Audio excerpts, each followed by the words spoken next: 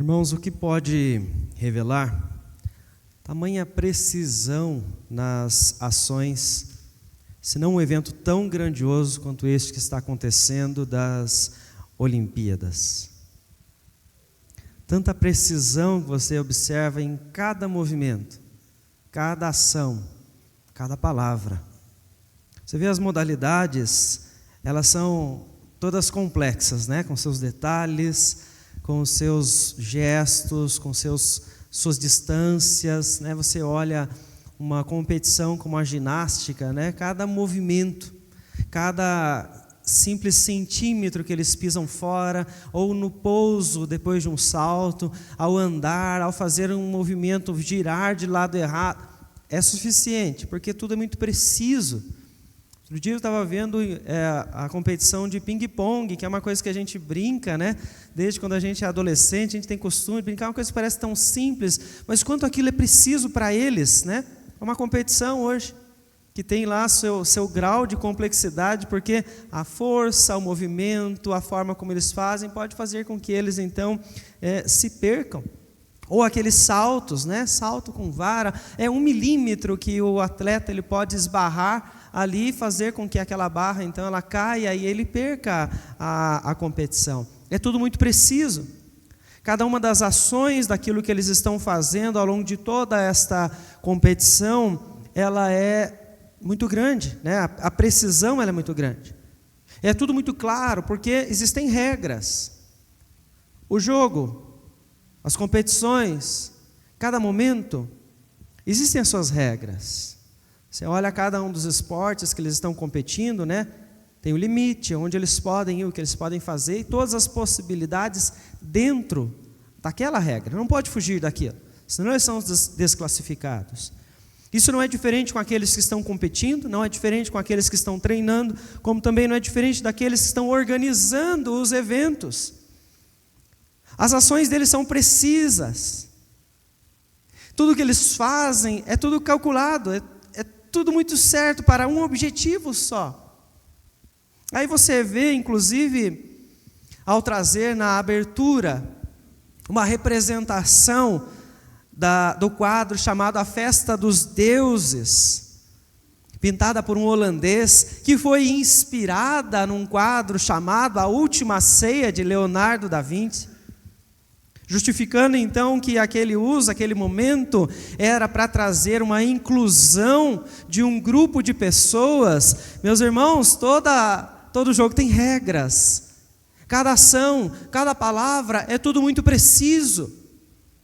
Nada foi feito ao acaso, nada está acontecendo ao acaso, porque as justificativas vieram depois de que não queriam, então, trazer qualquer tipo de ofensa para nenhum tipo de grupo religioso, mas um fogo de artifício, um foguete daqueles que saísse errado, a bandeira na ponte, a bandeira da França não sairia, mas era tudo preciso.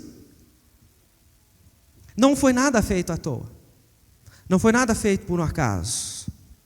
Se nós pensarmos que aquele foi um erro, eles colocarem uma cena que parecia uma cena religiosa, foi o acaso, é muita ingenuidade da nossa parte.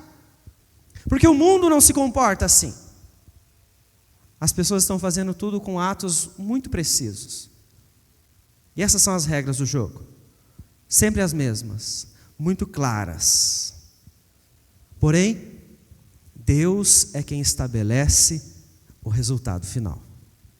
Eu quero convidar você a abrir a palavra do Senhor para nós pensarmos sobre isso no Evangelho de Marcos. Marcos capítulo 6, nós vamos ler do versículo 14 até o versículo 24.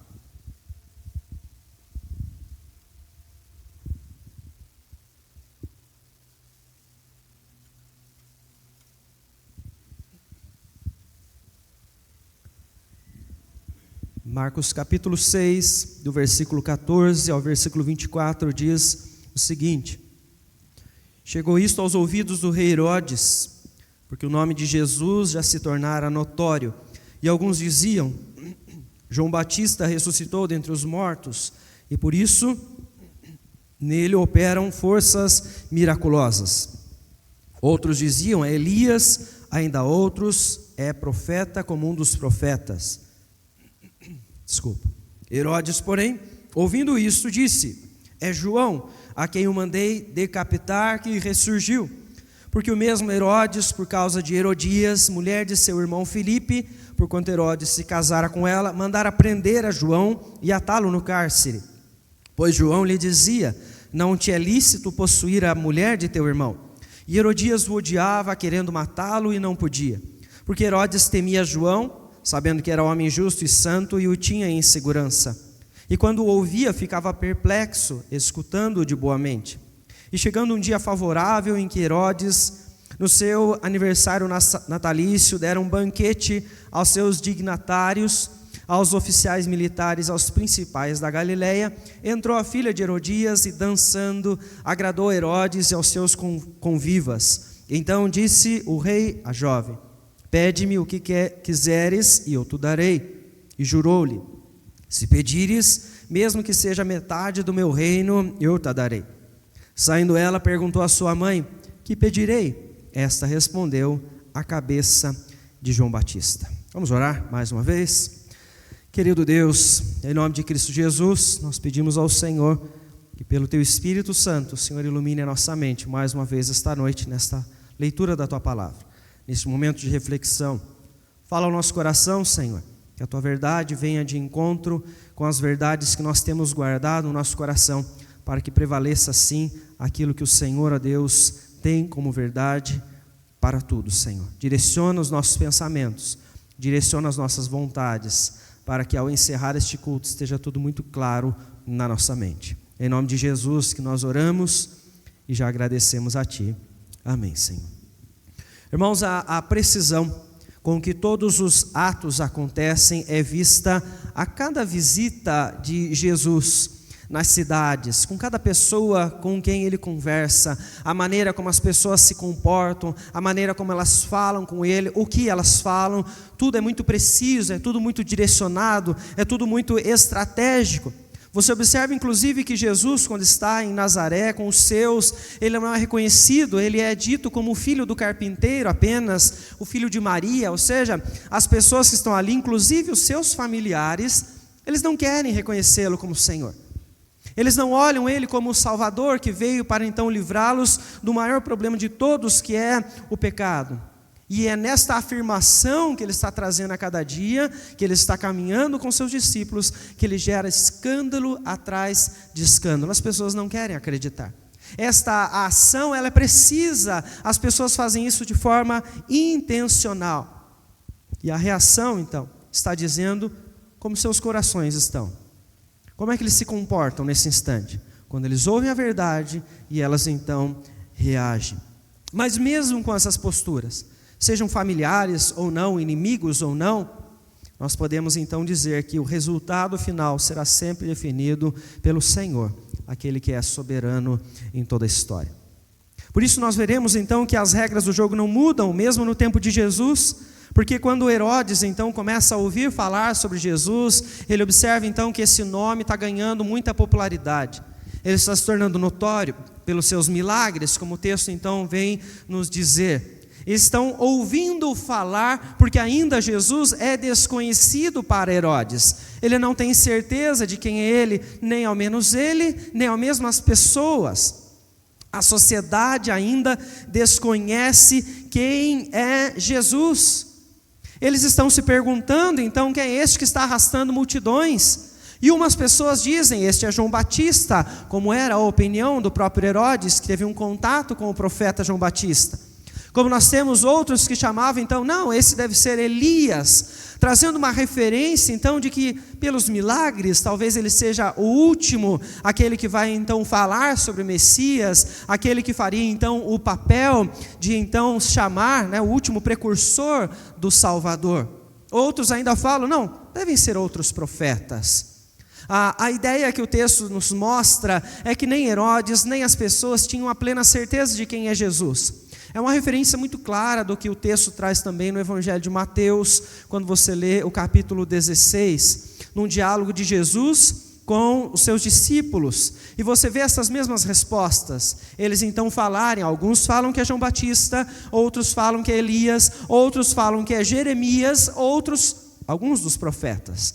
E é interessante então que essas comparações, elas vêm porque eles estão tentando encontrar algo de referência na história para afirmar quem é Jesus. O próprio texto de Mateus, que traz para nós Jeremias e não é dito em Marcos, fala porque nós temos algumas comparações, o ministério de Jesus com o ministério de Jeremias, que então traziam um juízo sobre Israel em suas falas. Ainda assim eles não têm certeza. A quantidade de ideias que eles tinham, de suposições, de possibilidades, faz então com que eles terminem dizendo, bom, devem ser alguns dos profetas. Qualquer um que está vindo aqui, ou mais um deles que está vindo aqui enviado pelo nosso Senhor. É por isso que nós vemos o texto, quando Jesus fala com seus discípulos, você vê então um deles responder de forma positiva. É a voz de Pedro, que em Mateus capítulo 16, versículo 14, ele diz, tu és o Cristo, o Filho do Deus vivo. Jesus, ele é desconhecido para a maior parte das pessoas. Jesus, ele é desconhecido para a sociedade. Jesus, ele é desconhecido para as autoridades, ou a maior parte delas. Mas para aqueles a quem o Senhor concede a fé, eles respondem de maneira muito clara, tu és o Cristo, o Filho do Deus vivo. Essa é uma declaração tão rara, porque nem os familiares falaram isso. E Pedro pôde falar, porque o Senhor concedeu a ele a fé.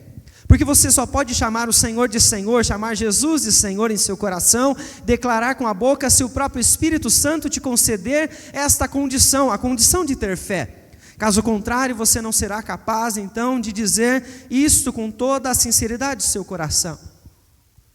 Por isso então Jesus ainda é desconhecido por muitos e permanecerá desconhecido por muitos na sociedade, por muitas autoridades no mundo inteiro. Quando você lê João capítulo 3, versículo 16 ao versículo 19, você encontra o motivo disso. É porque eles amam as trevas.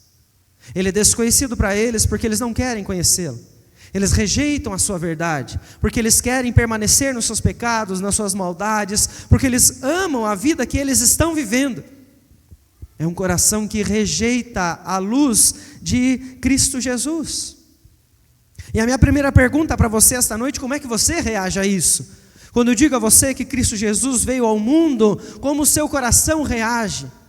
Você pode ser aquele que está reagindo, tentando contrariar esta verdade, porque você tem uma verdade que você está afirmando que é aquela que você definiu como absoluta, mas eu digo pelas Escrituras que Jesus Cristo é Senhor. Como é que o seu coração reage a isso? Aquele que veio para salvar o mundo. Muitos então tinham Jesus como desconhecido. Naquele momento, o próprio Herodes tinha uma história particular com João Batista, e por isso para ele a afirmação é que este homem era João Batista. Isso estava então acontecendo porque quando João Batista ouviu falar das ações de Herodes e de Herodias e da relação familiar que eles estavam tendo, João Batista foi voz de Deus naquele tempo.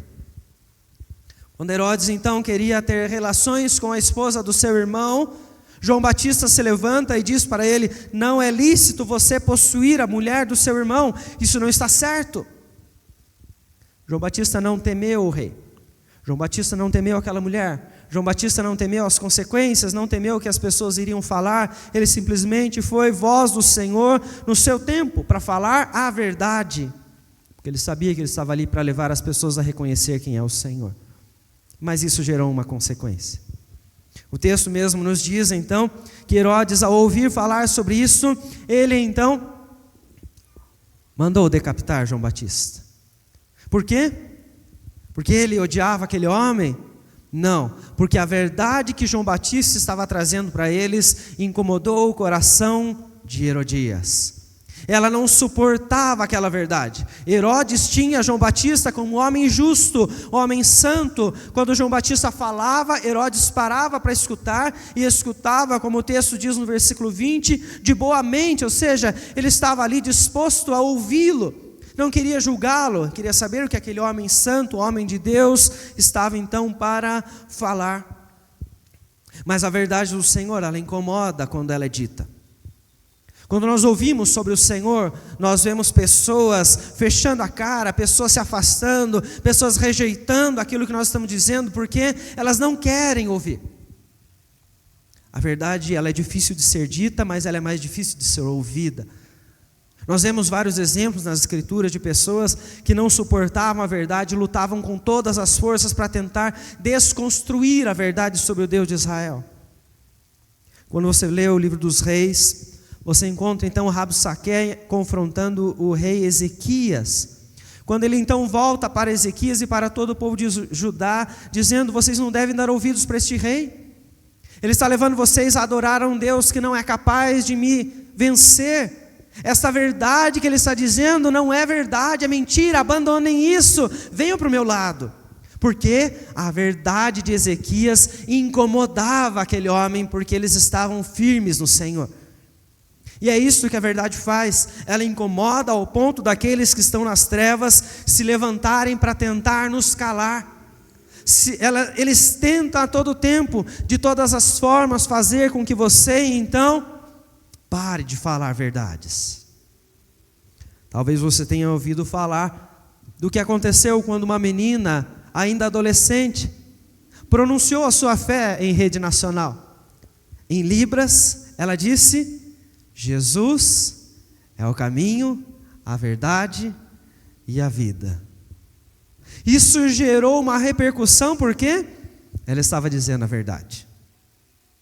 Não era simplesmente pelas regras que haviam sido estabelecidas de que ninguém poderia manifestar a sua opinião religiosa dentro das Olimpíadas. É porque ela estava falando a verdade, a única verdade, de que Jesus é o caminho, a verdade e a vida.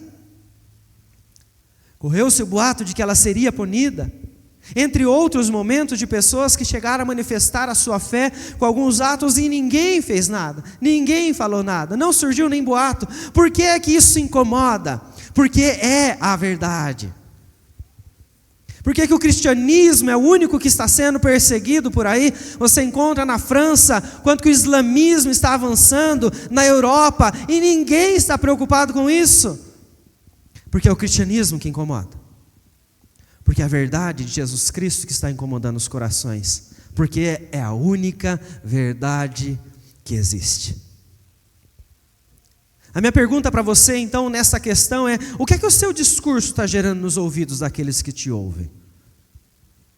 Da sua família, seus amigos, os colegas de trabalho. Você tem um discurso de vida? Como você fala, como você se comporta? O que é que isso gera nas pessoas? Muitas vezes nós somos os primeiros a nos manter escondidos para não gerar desconforto. Mas não tem como. Aqueles que são luz vão iluminar e vão incomodar onde eles estiverem. Porque, meus irmãos, as regras do jogo elas são claras. São precisas as ações daqueles que vivem nas trevas e estão agindo neste mundo para tentar calar a igreja, calar o povo de Deus, porque as regras são claras. Eles não querem que a verdade seja dita. Eles não querem que você se levante com coragem para você falar para as pessoas aquilo que é certo, aquilo que é o correto, aquilo que agrada a Deus. Eles estão fazendo de tudo para tirar todo o seu empenho, toda a sua empolgação, todo o seu ânimo para sair e contar isso para todos. E o que é que está acontecendo? Muitas pessoas estão ficando sem um discurso da verdade.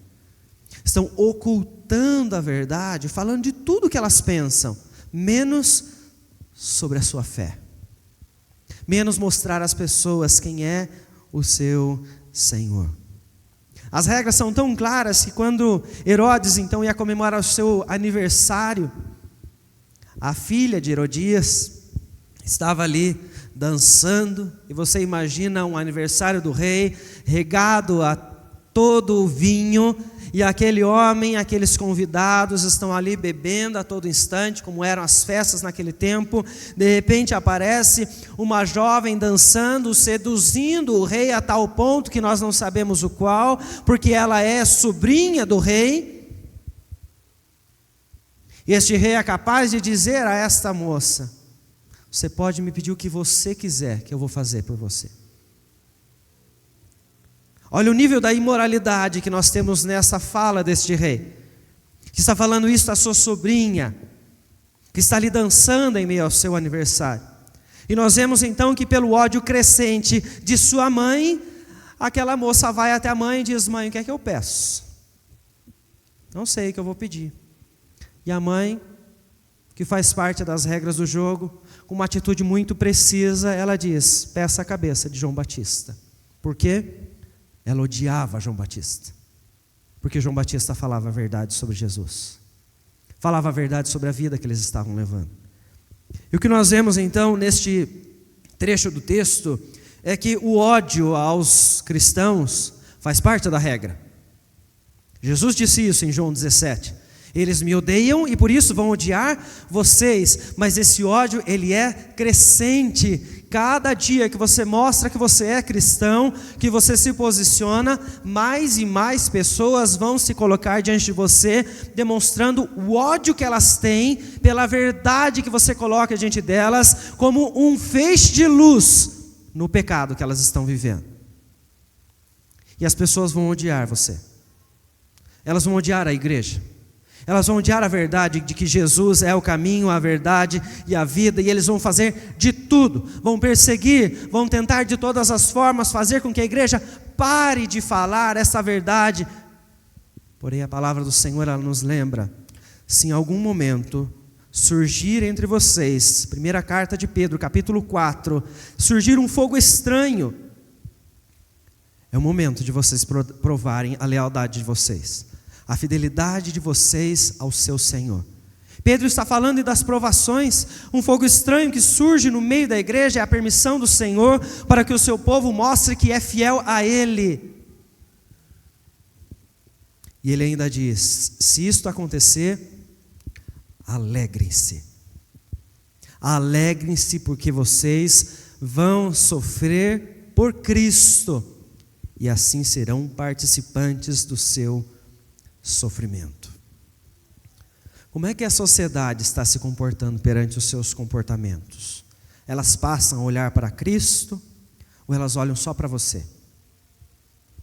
Suas ideias, seus planos, seus planejamentos, elas veem Jesus Cristo em você. E por isso elas estão começando a se incomodar com a sua postura dia após dia. João Batista defendeu a sua ideia. A ideia que ele aprendeu sobre Cristo. E ele teve um fim trágico, para o seu tempo, para os discípulos que estavam olhando naquele momento. Por quê? O que é que Herodes faz? Ele não podia voltar atrás na palavra dele. Ele tinha prometido isso na frente de todos os seus convidados. Ele disse inclusive que ele daria uma parte do reino àquela moça. Então ele cumpre. Ele manda o executor, como diz o versículo 27, e então trazem a cabeça de João Batista. Essa não era para Herodes, era para Herodias, porque ela odiava a verdade que João Batista estava trazendo.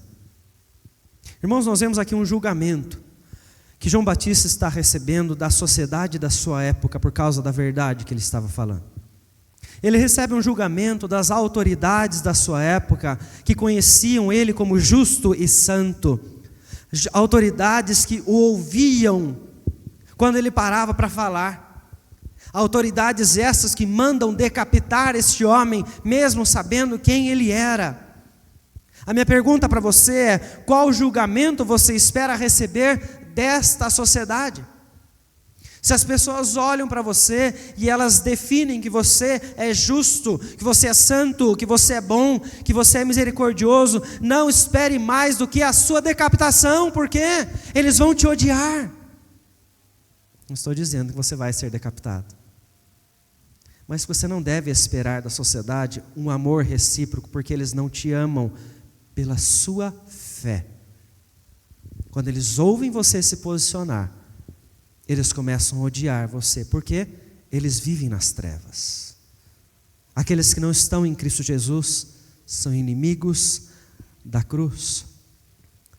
Lembre-se que cada ato das pessoas, da sociedade, elas são muito precisas, porque as regras do jogo, elas não serão mudadas. Porém, quem é que estabelece o resultado final? Apesar de tudo que você possa passar neste mundo, de todo o julgamento que você vai receber da sociedade e das autoridades, além das dificuldades, mesmo que você venha a ser decapitado, Deus é quem estabelece o resultado final do jogo da vida que você está então participando. O texto de Eclesiastes, no capítulo 11, nos diz que Deus pedirá contas a todas as pessoas de todos os atos que elas estão realizando ao longo de suas vidas. Ainda diz que Ele trará juízo sobre todas as obras, até mesmo aquelas que estão escondidas, sejam obras boas ou sejam obras más, ou seja, o resultado final é estabelecido por Deus. Não pelo julgamento da sociedade, não pelo que as pessoas pensam. Deus define o que é certo e o que é errado, e Ele sabe aqueles então que estão fazendo coisas boas, ruins, e sobre essas pessoas Ele trará então o julgamento.